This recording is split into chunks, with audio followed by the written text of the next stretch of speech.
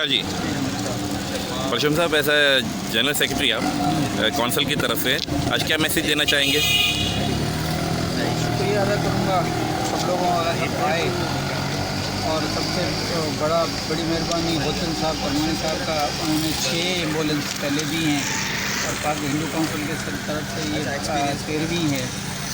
तो इस तरह के डोनर हिंदू काउंसिल को, अपनी हिंदू कम्युनिटी को इस तरह के डोनर्स हमें और भी चाहिए। पाकिस्तान हिंदू काउंसिल 18 स्कूल चला रहे हैं, उनमें से भी होसन परमानी साहब प्रेसिडेंट जब थे उन्होंने इनिशिएटिव लिया था।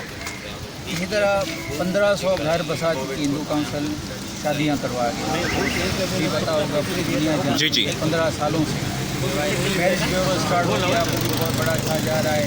इसी तरह बहुत सारे धर्मी काम हम चाह रहे हैं कि जितनी न्यू जनरेशन जो है वो भी आए, आगे बढ़े और हमारे काम में, इसी काम में अब हाथ से हाथ मिला के आगे, हम तो ज़ाहिर है अभी रिटायरमेंट के करीब हैं, आगे आके वो हमारी जो ये चीज़ें सारी हैं वो आगे संभाले और आगे हिंदू काउंसिल को संभाले, लीडरशिप में आगे है।